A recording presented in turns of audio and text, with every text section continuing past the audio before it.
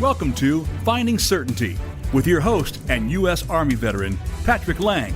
Over the next hour, you'll learn from Patrick and his expert guests how to attract more certainty into your business and your life. Now, here is your host, Patrick Laing.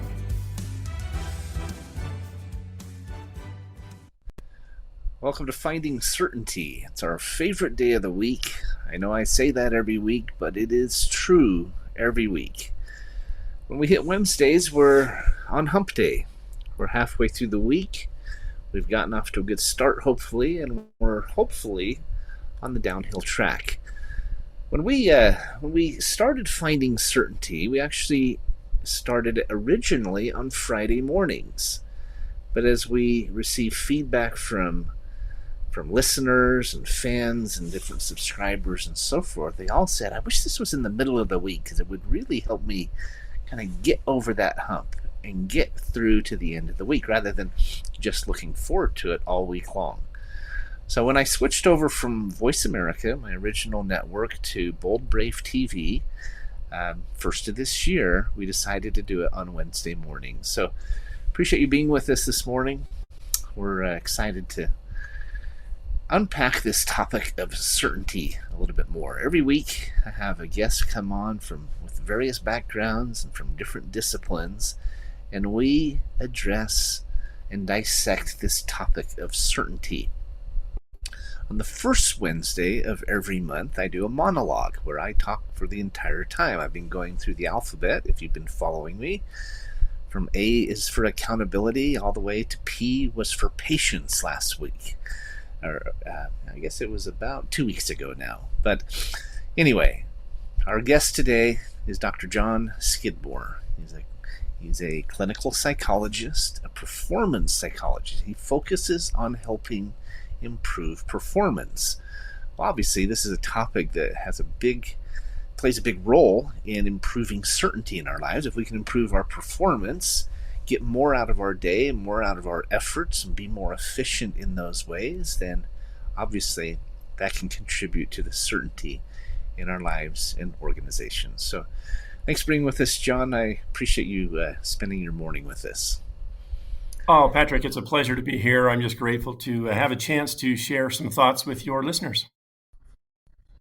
Well, absolutely. We're excited to hear from you and take a look at what you do and how you do it and how it's helping your clients and your network to improve the certainty in their own lives. So I always start out the show sharing a couple of reasons why specifically I've invited this guest to be with us. And as I said, Dr. Skidmore is an expert in performance and in improving performance. He's worked with artists over the years. He works I'll let you tell your story, but he works in a lot of different areas that he's seeing tangible results.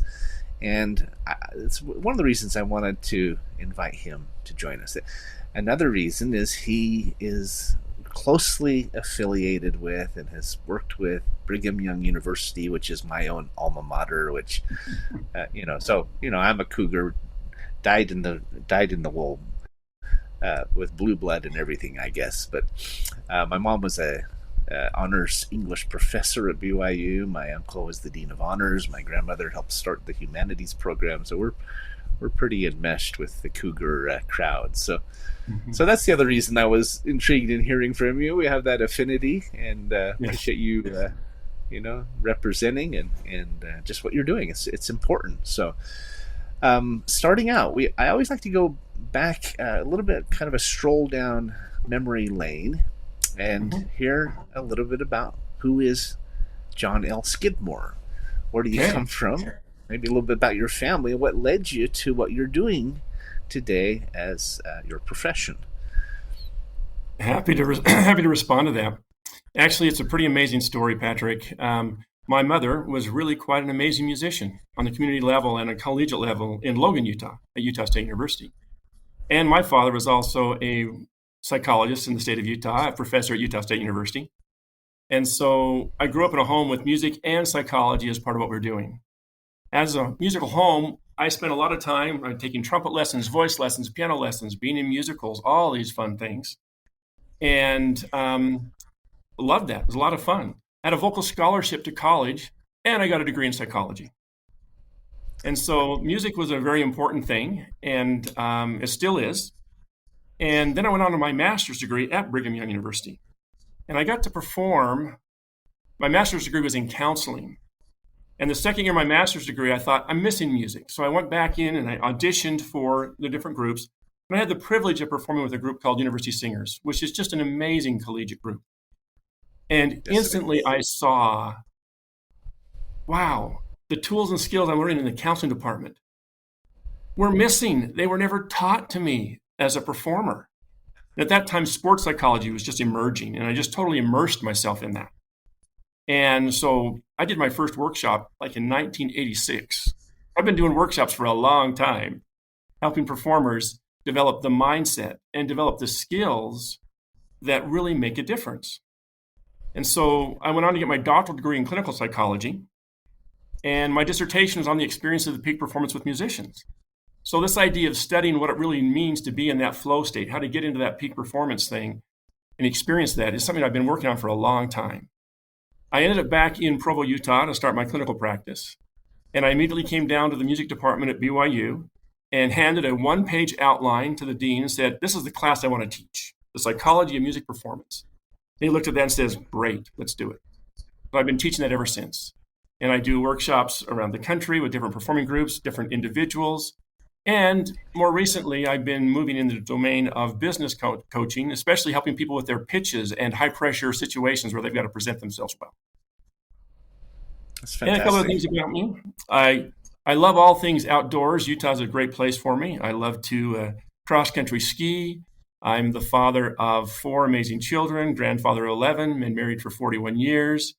And one of my favorite things to do is play my Native American flute on the desert red rock of southern Utah and just meditate down there. I agree with you. Utah's a great place to live if you love the outdoors. Mm-hmm. Right? My business Absolutely. partner, my business partner Andy lives in Alpine, Utah. He's if he's not in a meeting with us, he's usually on a mountain bike trail or for a him. hiking trail or something like that. Right? He just and I grew up there. Right? I grew up in Bountiful, and my family lives there. My brother lives in Logan. You talk about Utah State. Yeah. So, that's our old stomping grounds, as they say. Yep, for sure. So it's an interesting blend growing up with a psychologist for a father and a musician for a mother, and seeing those connections. You know, I grew up with a father who was an administrator, a mother who was an educator, and eventually became a business owner as well. She and her friends started a franchise, a company that they ended up franchising all over the world. Well, all over the country, and as well as overseas. They had a handful of franchisees overseas as well. But we learn from both, right? Any child is a blend of their parents, and I'm interested to hear. Was there one or the other that you enjoyed more, or you were drawn to more? Was it the psychology or the music that maybe you had a more of an affinity with, or was it pretty evenly split? Oh, I just get to say I was very fortunate, very fortunate. The psychologist in my father, he knew how to relate and connect with me and all of the other 4 siblings. And so that sense of relating and connecting was really, really valuable. I love to tell the story of my dad. I was in high school. My peer group got into cross-country skiing. I purchased with my own money my first pair of skis. About a month later, my dad's talking to me at the kitchen table and goes, John, let's go down to the sporting goods store. It's like, okay, what for, Dad? You're buying me a pair of skis. Now that's so amazing. He wanted to enter my world. So that's one of my favorite phrases that I got from my dad is, how do you enter the world of another person, especially a father and a son? And so that's something I've definitely talked about with all the people I work with. How are we entering the people that we're relating to? And are we doing that in a way that's loving and kind? Are we doing it in a way that's respectful and uplifting? Or are we entering that world with anger or resentment or frustration? And sometimes the answer is yes, we can do both. But we want to be really aware of how to enter the world of our of those around us. And that's one of the things I definitely have taken from my father. My So, mother's question, drive. Go ahead. question before you go on. Did I hear you say that he said you're buying me a pair of cross country skis? You're buying me a pair of cross country skis. Explain that. Explain why you felt like that was important. That he didn't say, "I'm going to go buy a pair of skis. Let's go out and ski together." Why was the part that he asked you to take ownership of that? Do you think why was that important? Well, a couple things. Well, one, he didn't really know much about cross country skis, so I had a little experience. I think that was his way of saying, look, I want to go skiing with you. So get me a pair of skis. Let's go down and get a pair of skis and we'll go skiing. And we had some wonderful trips, cross country skiing together. So it was his effort to come into something that I'm interested in that we could share. Yeah, I also And think there's an what else? element to that, John, that he asked you to have some skin in the game, right? It Okay. was a commitment on your part that it's like anything, right? If you get something for free, it's not as valuable. If you have to pay for it, it hmm has a little more value to you. I don't know. I'm curious to know your thoughts as a psychiatrist if there was some deeper symbolism there.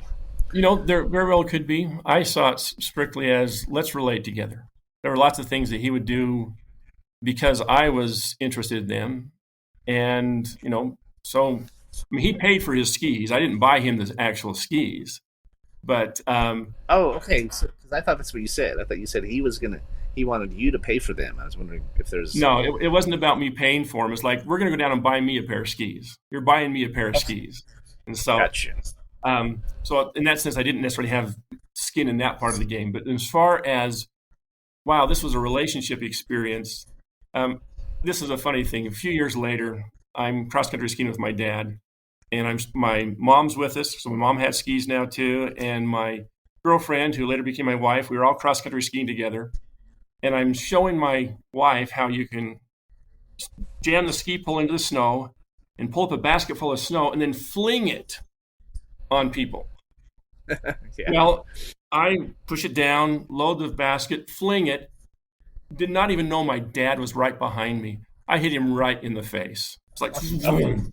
It's like, oh, I'm so sorry, Dad. Anyway, those was just great memories. That's funny.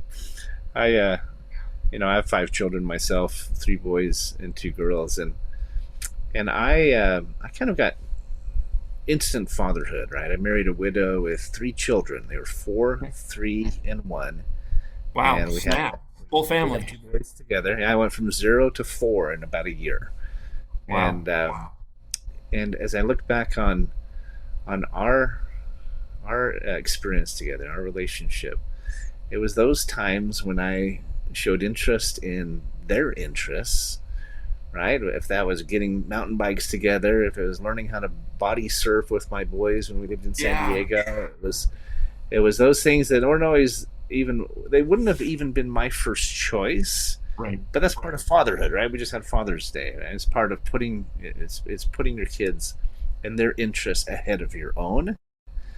And as I get older, it's harder to keep up with them because my boys go 100 miles an hour. My youngest is 19, and oldest Yeah. is 22, or the next one's 22.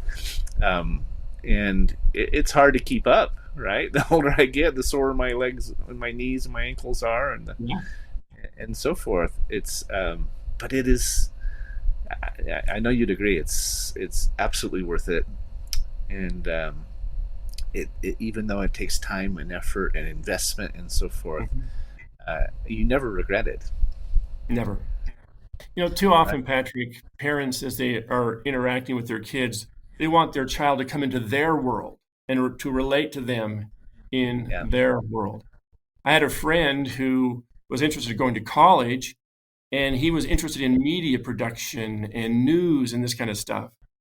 And his dad was an engineer at that university. And his dad saw his transcript and said, no, you're taking engineering classes. Well, his dad was trying to pull him into his world. Let's just say it didn't work out very well. Yeah, it rarely does. It Uh, rarely I, does. I've seen a lot of dads who are really into sports, and they love football or whatever, and they push their kids into football. Um, I try not to do that. I went to all my kids' events. I'd support them, but if they wanted to switch from one sport to another, I didn't really care, right? I mean, Yeah. I'll tell you a funny story. My son, who's my oldest biological son, he's a middle boy now, but he's 22 years old now, and he's a really good athlete. He was great at soccer, picked it up, just phenomenal from almost day one. And then he decided he was going to play football. And he's fast. He's tall like me. I'm 6'4". He's as tall as me. He's even an inch taller now. But he's fast, and they wanted him to play wide receiver. And so he said, okay, we'll try that. But he couldn't catch to save his life. Oh no. And so the coach, smart coach, he said, well, okay, let's try him in defense. He switched him over to be a defensive end. And he dominated. He was coach said he's the best D end he's ever seen. He sacked the quarterback like 6 times the first game. I mean, the quarterbacks feared him. And he played that for 3 years. And then one day he came to me and he said, Dad, Hell Week's starting in another week or two, and I really don't want to go. I really don't want to play. I don't really enjoy playing football. Yeah. He goes, I'm thinking about switching over to the diving team. And I said, are you sure? I said, your coach, I mean, he's excited about you. I mean, The coach won't be happy about this. Yeah, the coach was not happy, but he said, I said, are you sure you don't want to go? Your friends will be disappointed and your coach will be let down. But I said, what do you want to do? He says, I just don't love it, right? I don't want to get a concussion. And he goes, I have no interest in going and play it in college, even if they think I can. He goes, I think I could get a scholarship in diving. I'm good. We'd had a trampoline for years, and he and his friends would do like triple flips, things like that. And he said, there's a lot of scholarships. I think I'd enjoy it more. He goes, I'm a junior, but I still think I have a good chance. And he did. And now he's a Division I diver. He's the captain of the dive team at Cal State. Scholarship. He's just loved it, right?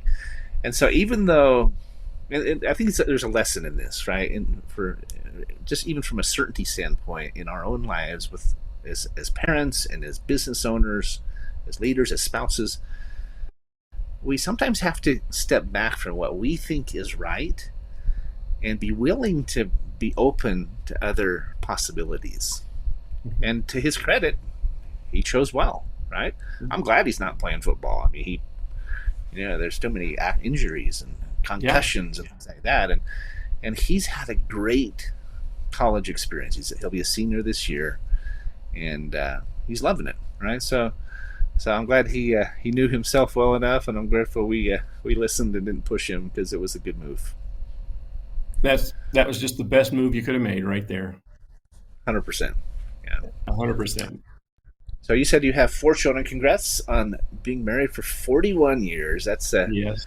I know it's more common in Utah than a lot of places, but it's quite an accomplishment. It's an accomplishment for sure. Grateful for that. My parents just hit 57 years. I can always remember because I'm 56, and they're honeymoon baby. Wonderful. So let's talk more about this blend of psychology and music, because you'd think these are completely diametrically opposed. They're completely different subjects, and yet you've found a way to blend those two, both into a career, into classes you've taught, and into musicians and performers and others that you're helping. Was that a natural transition or a natural blend, do you think, or did it take a little bit of kind of cramming a round peg into a square hole? Or I'm curious to know your thoughts on that. Oh, 2 ways to look at it. From the experience of bringing psychology to the music performance, I find that people I talk to, they're very thirsty. They want this. They want these tools and skills. And, it's great to be able to do an assessment with somebody and, get their history and background and say, oh, well, this performance was caused by a skill deficit here. And this attitude is a skill deficit. And when you start to think about stage fright, performance anxiety of any kind, as a skill deficit rather than a disease, it's like, oh, what skills do I need to manage this? It's not like I've got this bad thing. I just hate this. I fight this every time I get up there. It's like, oh, there's skills that I'm lacking. And so as soon as I started to identify these tools and skills, then it was like, oh, there's a great place where they fit. Now, the challenge, Patrick, really is the culture. One of the things that I see in the music world, performing arts world, is they're really steeped in, as is the athletic world, as is the business world, it's really about what you can produce, what you can do, how do you prepare, how do you practice. I like to refer to it as the old school approach to performing, which I can say authoritatively is old school because that's what I was taught when I was 12. And that is about practice, practice more practice, hope, and stress at the same time. Like that's just what you're going to do. And the idea, if you know it well enough, if you do it well enough, if you practice enough, you'll be able to perform it great. Well, that's not true. I mean, you got to have the skill down. But if someone actually came to me and said, I didn't perform well because I didn't know my music, I didn't know what to do, it's like, well, learn it. Like, why didn't you know what? Just go out there and learn it.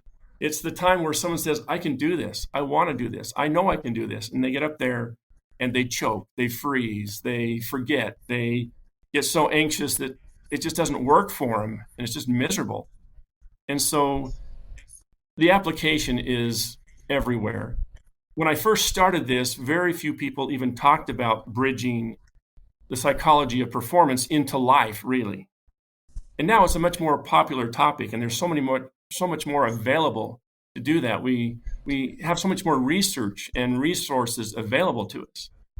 And so, is it needed? Absolutely. Because sometimes just having a skill is not enough to present that skill and to share that skill. And that's where I come in. It's very interesting.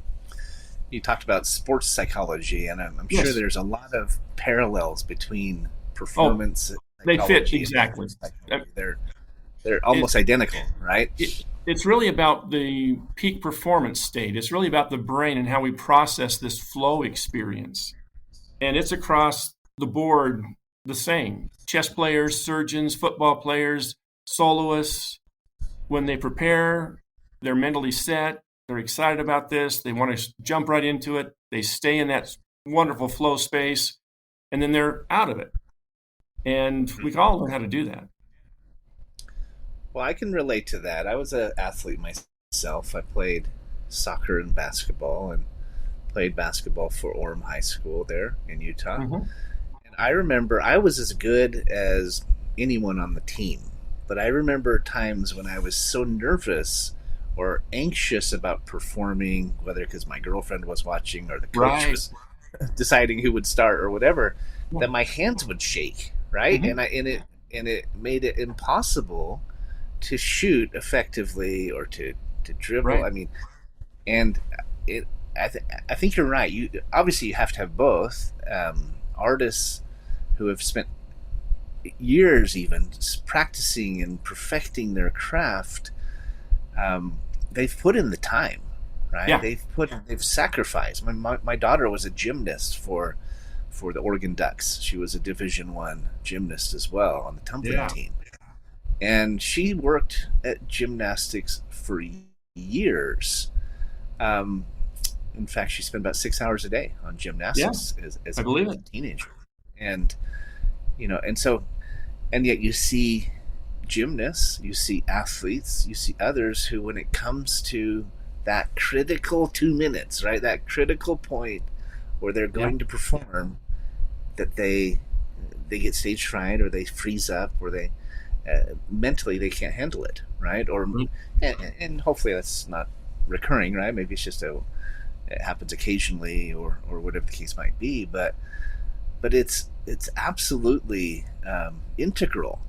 I remember one experience that I just loved. I've shared it with my sales team. I've talked about it over the years on my show and so forth. But my daughter was at a competition on the balance beam, and I don't know how they do that. I mean, backflips and cartwheels and everything on a little beam that's about 4 inches wide, right?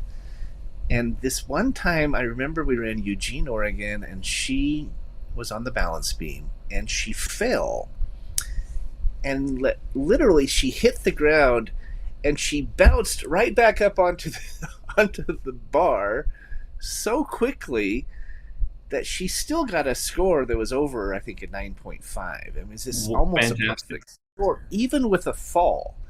Yeah. And I've always talked about that. She didn't let it throw her off. She just rebounded and reset or restarted immediately so quickly. I don't even know if the judges noticed it because it was so fast. If they did, because of how she responded to it, yes. They didn't dock her what they normally would. Right? If you fall, you're going to get a 8 point something, right, at the best. And I remember that she got a 9.5. We were all amazed because even with the fall, and I think there's because of her psychology and her mindset, she didn't let her throw her off. And so I thought it was a great example of that. That is a great example. And so you look at the people that you work with and the people that are listening to this, the certainty that everything is going to work the way we want it to, that's not something we're certain with. Because it's not going to, life doesn't do that. And so your daughter, your daughter was a great example of, she didn't plan to fall off that beam. My daughter did gymnastics as well. In fact, I got to coach her team and got to coach her a number of times. It was just so fun. But see, that difficult event, that bad thing that happened, she had the skills to cope with it, and she knew exactly what to do to get back on that beam and keep moving forward. She didn't get off that beam and stay off the beam. And that's one of the things that when it comes to the skill set that we need to have that really contributes to how we manage those things, what if we were confident in our skill set? We had certainty in our skill set to deal with everything from a disaster to a disappointment to a frustration to, an unfortunate incident. But we had that confidence of we can handle this. In fact, I like to define the word confidence as I can handle what shows up versus knowing I can do it. I mean, I can handle what's going to show up. That's really good. I think of it as muscle memory, right? You think of sprinters and other athletes. They have developed this muscle memory. The muscles respond automatically in certain ways. I mean, I shot so many free throws. I could shoot free throws with my eyes closed, right? Yeah. And go through the motion. Probably still have a pretty high ratio. But wonderful. With my daughter's situation, with my son and his diving, they get to a point where they can go through the motions of those exercises without even thinking about it.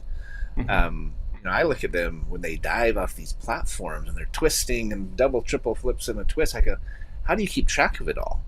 Right? How do you not get confused in the middle? He says, I've done it so many times, it's automatic. Yeah. And I think it applies in both areas. Absolutely. So we are up against our break. We're going to go to a quick advertising break. We're visiting with John Skidmore. He's a clinical psychologist discussing this interesting topic of performance.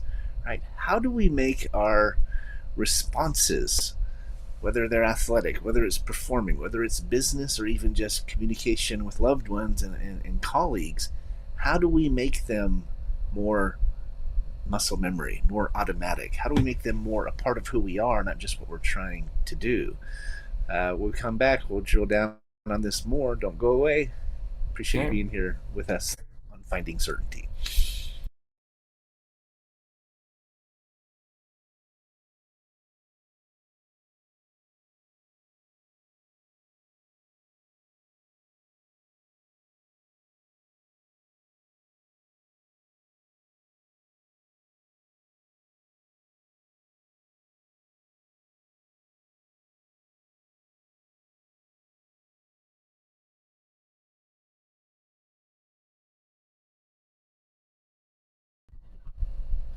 Welcome back to Finding Certainty. I'm your host, Patrick Laing, and we're visiting with Dr. John L. Skidmore. He's a clinical psychologist who specializes in performance. And we were talking before, Dr. Skidmore, we were talking about how you blended your love of music and the upbringing from your mom with the psychology that was both taught and modeled by your father. And you decided that the perfect blend was a blend of the two, right? Yes. It's interesting because I in a very real sense, I'm much the same. My dad was an administrator. My mom was an educator. I've gone on to become very detailed, system-driven sales manager and director of sales. I was a national sales trainer. I've been a VP of sales, et cetera, et cetera. But I very much blended those two backgrounds and those two expertises into one, right? As a trainer and as an administrator. And so, as you look at your career, okay, when you started out as a psychologist, was it because you missed music more so, or was it that you, when you're in the psychology realm, you thought, man, this could really benefit the artists that are out there, the artists that I know, or the artists that I've worked with? Was it I guess my question is, was it just kind of a natural evolution? Was it a conscious decision? Was it that you didn't feel like psychology was fulfilling enough, so you wanted to add some more left brain or right brain? Tell me your Good thoughts question. on that. Well, we're all performers. Every single one of us is a performer. In fact, we take on many different roles where we're expected to perform. We are the performer in this role. This is what we're supposed to do. And there's days we're at our best, and there's days we are not. And so when you talk about how I got these two fields together, really with my master's degree in counseling here at BYU and singing, is like right there, that connection was made. And from then forward, I've continued to teach and research and to write about and to do all these things that bring this idea of performance forward. Now, I've actually brought a lot of the techniques and strategies I've learned through working with musicians into my clinical office. I was famous in one of my offices where I would bring anybody who was dealing with anxiety or confidence, struggling with inability to move forward. I'd actually have them singing and dancing in my parking lot. Like, I'm going to teach you like I would teach a performer, and we're going to set up this performance out in the parking lot. It's one thing to talk to somebody and say, oh, you have some distorted thinking, it's irrational, it's cognitively incorrect, let's correct it. It's a different thing to say, well, could you just sing for me right now? Could you sing Twinkle, Twinkle, Little Star for me right now? I wouldn't do that. I'm not a singer. Well, then we have something really to work with. So I've really blended both of these fields together. And I can also say that my activity with musicians and performance also helped me cope with some of the challenges and stress of dealing with people who are always struggling. The person that goes to the psychologist's office was here, is now here, and wants to get back to here. When you're working with somebody to improve their performance, they're here and they want to get to there. So that's a whole different kind of conversation. And so both of them work really well for me. Right now, I am moving in the direction of full-time, I want to be this performance psychologist working with people and just really helping them take wherever they're at the next level, getting those things that are in their way out of their way. It's interesting. I had a guest on a few weeks ago named Tyler Watson, and he wrote a book called The Alignment Effect. It's really interesting. He is of the opinion, and I believe there's something to it. He's actually working with my dad right now, and my dad's in a wheelchair. He has several health issues, but he's making this enormous progress working with Tyler, and I highly recommend it. But anyway, he says that within our cells, literally, he talks about cellular alignment. He says we are actually we either have addictions or allergies, or things we're drawing to us or things we're pushing away. And he defines them as either an addiction or an allergy, right? It could be we're addicted to a physical substance, obviously, but we can also be addicted to the chase, right? Maybe we're addicted to trying to achieve something, but never quite doing so. Or, we're addicted to starting things and starting over, or we're addicted to whatever, right? Fill in the blank. But he talks a lot about the psychology of it all and the strength of our minds, and how these addictions, these allergies, this effect of pushing or pulling is built into our cellular makeup, into our circulatory system. It's an interesting hypothesis, but and I've seen my dad, who's dealt with these health issues for many, many years, and very serious health issues, making improvements. And a large part of it was when he came to the decision that he wasn't going to be a victim. He was going to take ownership of the the leg pain he has, jumping legs, other things that he's been dealing with, right? What do you think about that? What are your thoughts on taking ownership of your outcome versus what comes at you? Life comes at you fast, and feeling like I can't control it. What happens is going to happen. Do you have any thoughts on that? Oh, I have all kinds of thoughts on that, Patrick, because I don't know anybody in life who hasn't been victimized by somebody, somewhere, somehow. Absolutely. I mean, this role that, we're going to get hurt, there's going to be problems. I mean, even if we looked at the idea of a drunk driver impacting our insurance rate, I may never have been hit by a drunk driver. Hope nobody I know would be. But that drunk driver has impacted my insurance rates. So That's right. however we look at that, we can get hurt here. And the biggest challenge we have is to say, okay, wait a minute. This is how it is. What can I choose to do right now? And am I willing to step into a position of empowerment? Am I willing to move forward? And we don't do that in the position of the victim. Here's a fun little exercise. In fact, this morning I've been doing a presentation at the Brigham Young University Young Musician Summerfest. And one of the things I taught them is to recognize that if we're standing in a single spot right here, well, let's call this a neutral space. Well, if we stepped into our best self energy, okay, right now I'm bringing to this situation confidence and creativity. I'm bringing courage. I'm bringing commitment. I am bringing clarity. I am moving forward with this. That's our best self kind of energy. Well, there's also times where something happens and boy, we go into just an ugly part of our brain.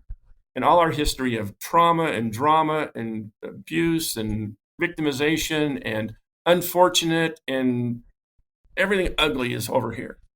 Well, we often go from, okay, things are neutral, something happens, we go into this negative space, and we don't know how to get out of that very well. And so if someone has, like, for example, diabetes, well, if they stay in the negative space with managing diabetes, they'll simply be the victim of it and hate it.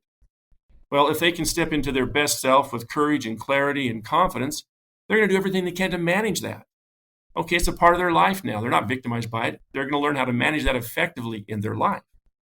And so, we see this a lot in business where somebody has a major breakdown, failure, whatever happens, and do they recover from that?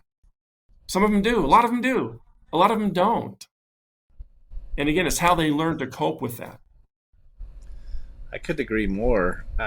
Isn't it interesting that if you can bounce back and do so quickly, like my daughter on the balance beam. Oh, right? I love that. If you can, they say even fell forward, right? Yep. Not only do you tend to get to the outcome that you desire more quickly and more efficiently, more effectively, more likely, right? But while you're going through that trial, you feel better, you feel invigorated, you feel more capable, you attract more of that energy and those opportunities into your lives, and people see you, and it's not just a let's make sure we can do this, we can get to the end and achieve that success. The entire journey becomes more impactful. That's been my experience. I'm curious to hear your thoughts on that. Patrick, that's one of the things that I've really developed, which I think is very interesting. You see, if we typically look at a performance from that old school perspective, I'm going to just work really hard and I'm going to do it, and it's either going to be good or bad, and I'll have to deal with this. And it's like that performance is the biggest thing that's so important. One of the things I like to do is talk about any performance is really a part of a much bigger process. And it starts when you decide that you're going to do this. Like that's when the performance starts, when I decided to do something. And then how are you preparing yourself mentally and technically, or developing your craft or whatever it is? How are you working both of those skill sets? Well, there's going to come a point in time where it's time to produce, perform. Well, can we acknowledge that our preparation can be complete for this performance? And then we prepare ourselves mentally to give that performance. And then we want to be able to jump into that on that stage, whatever that is, and just give it freely. You know, you're talking about being on the foul line. Well, that's a performance. Well, after the performance, you could say, what worked, what didn't? What am I doing next time? And how am I going to keep this process going? I really believe when people start to put things into this process context, the moment you say, I'm going to do something, you can have confidence that it will be a success. It may not have the outcome you expected or wanted originally. But when you work the process on it, it will be a success to you. If you get lost in the win or the lose, the gap or the gain, however you want to describe that, then you might have a victory or defeat. And so really shifting into a process context and looking how to continually improve and develop and strengthen your ability and your skills to move yourself forward is really just vital. What's the journey versus the destination? Yes. Right. There's always the end result that may be exactly what you wanted or may not be. And a lot of times in life, it's not, right? Right. And if your entire focus is on that end result, that destination, what happens when it's disappointing? What happens if it wasn't everything it was cracked up to be? Right? It's devastating. It's like one of my favorite quotes is that the level of our frustration is equal to the distance between our expectations and reality. Right. That doesn't mean we lower our standards. It doesn't mean we settle for less. It's just that we have perspective. Right? Mm-hmm. Mortality, life, it's challenging. It's going to be disappointing as much or more as it's going to be uplifting and exciting, right? And that's just part of life. And so I tell people all the time, we have foresight where we're looking forward to things, planning for things, preparing. We have hindsight where we look back, 2020 hindsight, as they say, and try to learn from those experiences. But I'll go back to, and I firmly believe that mid-sight, while you're going through it, stepping back, what can I learn from this? How can I get through this? How can I have a good attitude while I do so? Yeah. That is the most important piece, in my opinion. From a psychology standpoint, I would assume you agree, but I'd love to hear your thoughts. Well, it's learning how to manage that attitude. It's learning how to change that story. It's learning how to shift that perspective. And when we can do that, we have a whole different experience. One of my favorite assignments in my performance psychology class is I have students write a description of their worst performance ever. And these are dramatic, devastating, just embarrassing, humiliating kinds of things. It's a tragedy from their perspective. Well, we start to use the skills that I'm working with them and teaching them, the psychological tools. 3 weeks later, they hand it back to me. They hand it back in as a victory statement. Now, they walked into that classroom that first week thinking this was absolutely a horrible, terrible experience. And 3 weeks later, they're saying, oh, I found a victory in this. I found a victory. And at that point, it's like, oh, it's no longer a worst performance ever. It's actually a moment of victory.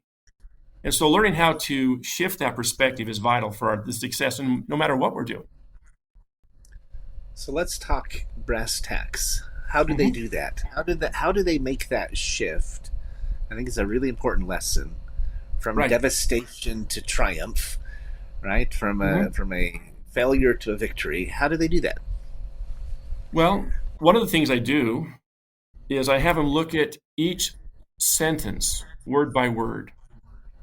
And we look for words that are inaccurate. We look for words that are loaded to cause stress and anxiety. Well, I should have done better. Well, in that moment, you couldn't have done any better, or you would have done it. So let's take the word should out. I wanted to do better. Okay, I can live with that. Okay. And we go through, and I was devastated. Were you really devastated? So on one hand, we're looking at the accuracy of the language and the words that we're using. So I teach them a bunch of tools and skills about that. Then the other part of this is recognizing our brain is designed to give everything a meaning. And so we default to all kinds of meanings. And that becomes the story or the history that we're continuing to live. And so there's times we get to look at this story and say, what's this story costing me? What am I getting out of this story? If I gave this story up, what would be the story I would be able to add to this? What could I do with this? And how can I move myself forward with this? I've got a classic story here, Patrick. You'll love this. So I took my performance psychology class to a climbing gym. And this totally illustrates this principle here. And we got trained and we got let loose. And I realized there was a young lady who was not climbing. Well, I approached her and said, are you going to climb that wall? And she goes, no, I'm too short. Now, I'd already told them that whatever happens in the climbing gym is a metaphor for what's happening on their stage. So my response to her was, oh, so tell me where being too short has impacted you as a performing artist. And she told me all these stories about being too short for this and too short for that. Her hands were so small she couldn't play Rachmaninoff on the piano. She was just short. And then I asked her where she got the idea she was too short to climb in the gym.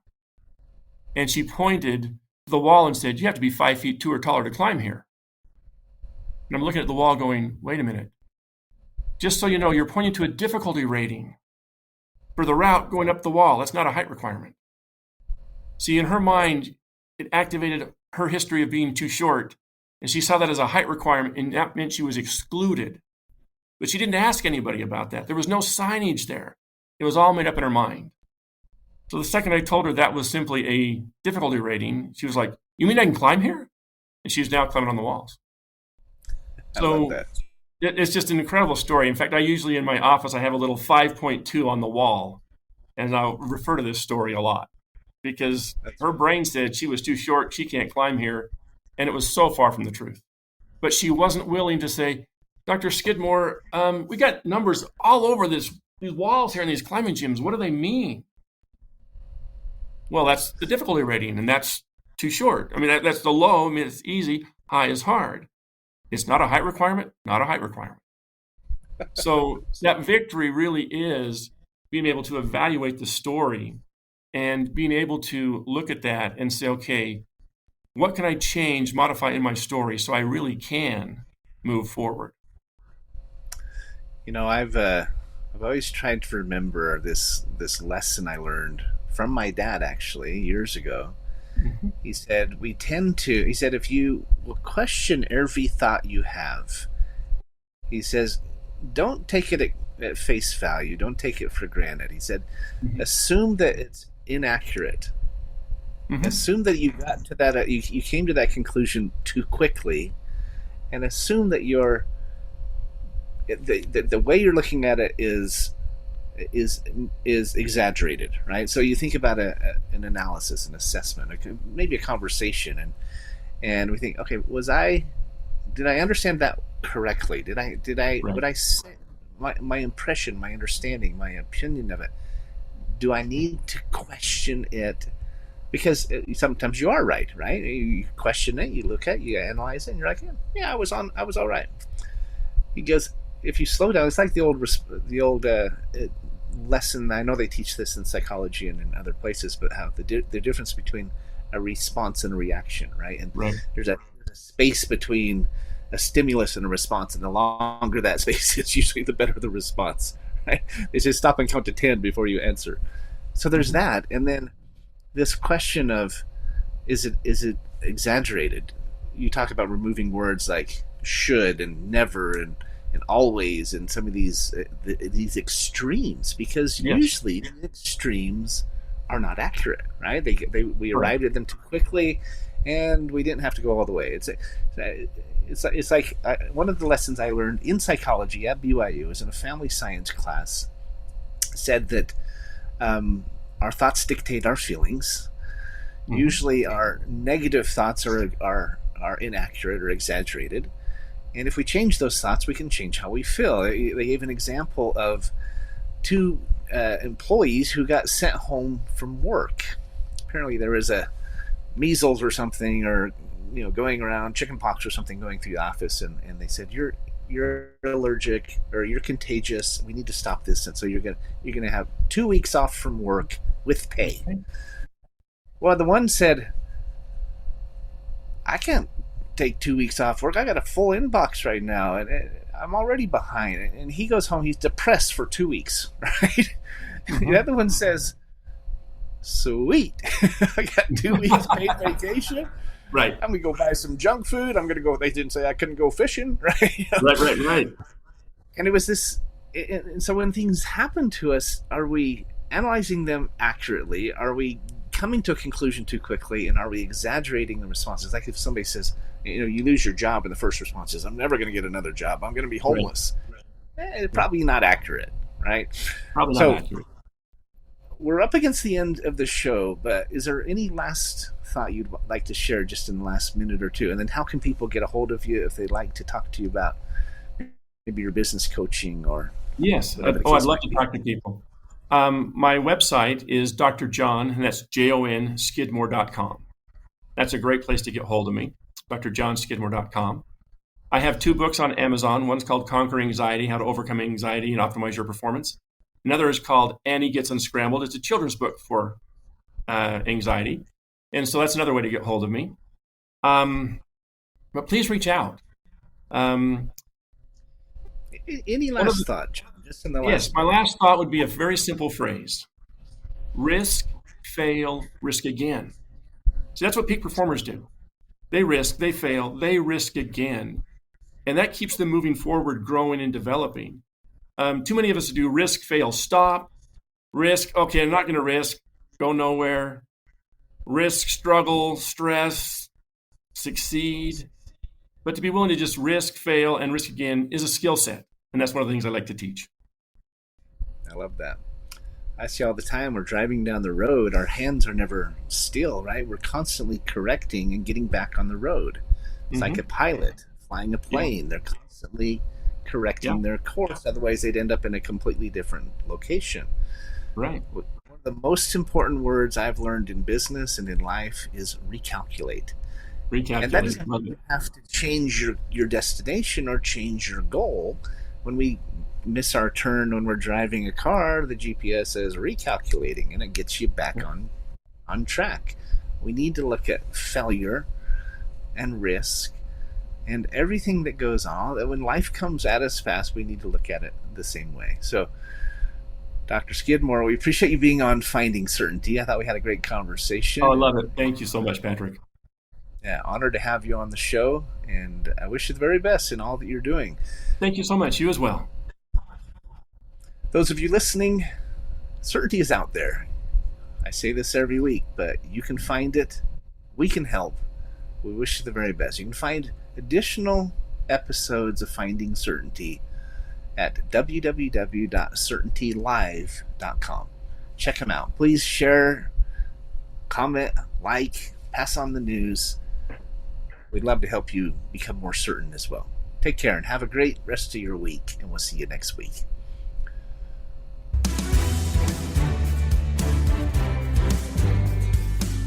Thanks for tuning into today's episode of Finding Certainty. We hope you've gained some more insight into how to create more certainty in your own business or nonprofit. Join us next week for another taste of the Certainty Experience. Until then, we wish you greater certainty in all that you do.